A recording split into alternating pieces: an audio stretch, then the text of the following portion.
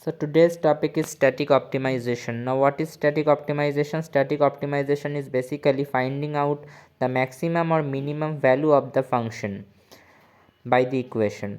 Now there are two possibilities that we can do in static optimization. Either we can maximize the function or we can minimize the function. Now in both of the cases we have to find out the first order and second order derivative of the function. If the first order derivative of the function is 0 and the second order derivative of the function is less than 0, then the function is maximized. And if the first order derivative is 0 but the second order derivative is greater than 0 or positive, then the function is minimized. Now let me show the maximization of a function by graph.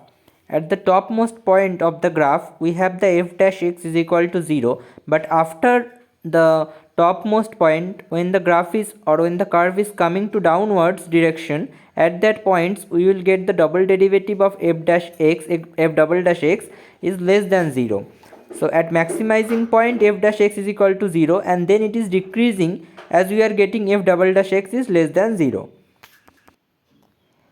Similarly, in the case of minimization, at the minimal point or at the minimizing point, we have the first order derivative, that is f dash x is equal to 0, and after the minimizing point it is increasing, the curve is increasing upwards, so we are getting the f double dash x greater than 0 or positive. So you can easily understand it by watching the graphical representation, that why the minimization of a function requires positive second order derivative and why the maximization of a function requires negative second order derivative. Now let's try out to find out the optimization value of the functions. Now there are two functions given here. One is y is equal to x square plus 4x and another function is y is equal to minus x square plus 3x. So at first we will start with the option A, that is the y is equal to x square plus 4x. So at first we have to find out the first order derivative of y with respect to x, that will be f dash x, and that will be equal to 2x plus 4. Now for the second order derivative we have to find out f double dash x. Now f double dash x is equal to 2. So obviously f double dash x is positive, and as f double dash x is positive, so we are getting a minimization of the function. If f double dash x was supposed to be negative, then we have obtained the maximization of the function.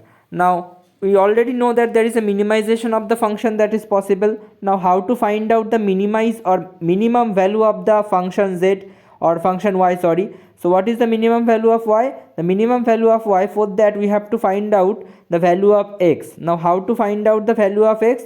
For that we have to put the first order condition, or f dash x is equal to 0. Now what is the value of f dash x? The value of f dash x is equal to 2x plus 4.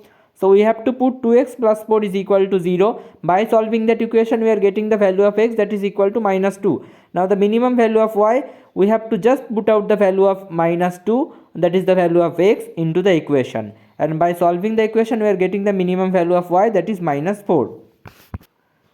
Similarly for the second function, that is option B, that gives us that y is equal to minus x square plus 3x. For that function also we have to at first determine the first order derivative of y with respect to x, that is f dash x, that is equal to minus 2x plus 8, and we have to find out the value of x from that equation, that x is equal to 4. So we have determined the value of x, but we still don't know whether this function is going to be maximized or minimized.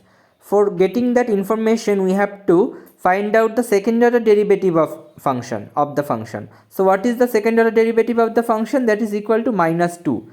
So obviously the second order derivative of the function, that is f double dash x, is minus 2, that means it is negative. So obviously the function is going to be maximized. Now what is the maximum value of the function? That is, what is the maximum value of y actually? Now the maximum value of y is equal to, we have to just put the value of x, that is minus 4 in the equation, that is plus 4 in the equation, and by putting the value of y in the equation we are getting the value of y is equal to 16. So this is the static optimization without any constraint. That means we are doing the static optimization and finding the maximum or minimum value without any constraint. But if there is any constant that is given in the question, then the process or then the methods will change. Then we have to apply the Lagrangian method. Now, so here we are going to do the optimization for the restrictions. When the restrictions will be given to the with the equations, then how we will apply the optimization procedure, for which we have to use the Lagrangian method.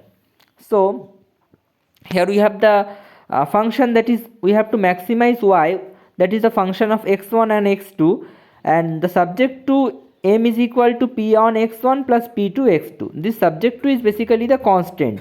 With respect to this constant we have to maximize y. So in this type of optimization problems, we have to find out the maximum value of y by using the Lagrangian procedure. Now what is Lagrangian procedure? At first we have to write down the function that will be given in the question. So here the function that is given in the question, that is equal to 4x square plus 3xy plus 6y square, subject to x plus y is equal to 56. That means our constant that is given is x plus y is equal to 56. Now what is the first step that we can do? We have to construct the constant is equal to 0. That means x plus y is equal to 56. If we take the 56 to the left hand side, then the entire equation will be equal to 0. Similarly, if we take the x plus y into the right hand side, then the entire equation will be turned out to be 0. So by setting the constant is equal to 0, that is our first step. What is the step 2 that we can apply? The step 2 is to multiply the constant by lambda.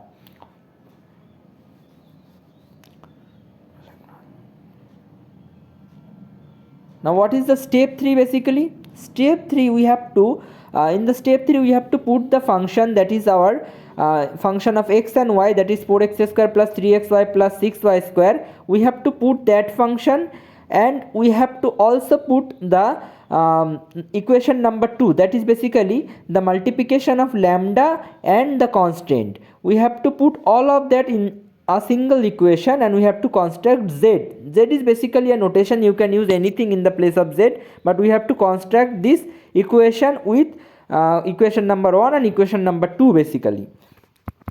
Now what are the variables that are actually creating the equations? The variables in the equation are basically x, y and lambda. Now we have to determine the derivative of the function z with respect to all of these variables, that is with respect to x, with respect to y, and then with respect to lambda. So after finding the derivatives, I have just found out the partial derivative of the z with respect to x at first, that is equal to 8x plus 3y plus minus lambda. Then the partial derivative of z with respect to y, that is equal to 3x plus 12y plus minus lambda. And then the partial derivative of z with respect to lambda, that is equal to 56 minus x minus y. Give all of the equations a name. I have assigned the name of 3, 4 and 5 to all of the 3 equations. Now in the step 5 we have to equate all of the equations that we have obtained in the earlier step 4, that is the equation number 3, 4 and 5 with 0. So what we will get if we equate all the equations is with 0? 8x plus 3y plus minus lambda is equal to 0, 3x plus 12y minus lambda is equal to 0, and 56 minus x minus y is equal to 0. These are our new, or this is our 3 equations that we have obtained from the step 4. Now subtract the equation 7 from equation 6. Now we will obtain a relationship between x and y, that is 5x minus 9y is equal to 0. Basically this is an equation of x and y, that is showing that 5x minus 9y is equal to 0. So we can say that x is equal to 9y by 5. Now putting this value of x into equation 8. Now in equation 8 there is only one variable that is present, that is y. So easily we can find out and solve the value of y, and that is y is equal to 20. Now putting the value of y is equal to 20 in any of the equations you want, you might find the value of x, that is equal to 36. Now putting the value of x and y in equation 6, we will get the value of lambda, that is equal to 348. Now putting the values of x, y and lambda in the equation of z, that is basically we have obtained the equation of z in the step 3. So if we have the values of x, y and lambda that we have determined from the all of these solution procedures. Now we can form the equation of z with the obtained values of x, y and lambda. So our z will look like this: 4 into 36 square. 36 is the value of x, and in the real equation of z there was x square plus 3 into 36 into 20 plus 6 into 20. So now our value of z is equal to 9744, and our x star, that is basically the optimal x star, that is equal to 20, and our y star, that is basically the optimal y, is equal to 36, and lambda is equal to 348. What is the meaning of lambda is equal to 348? The meaning of this is basically that if you change the constant of the constraint, what is the constant of the constraint? If you look the function of constant, that is x plus y is equal to 56. Now what is the constant in this entire constraint? The constant is basically 56. So if you change the constraint by 1 unit, the value of z will change by 348 units. That is the meaning of lambda. So we can say that if lambda is 348, means if you change the constant of the constraint by 1 unit, then the value of z will change by 348 units. That means lambda basically represents how much the value of the equation, or how much the value of the z in this particular case will change by 1 unit change in the constant of the constraint.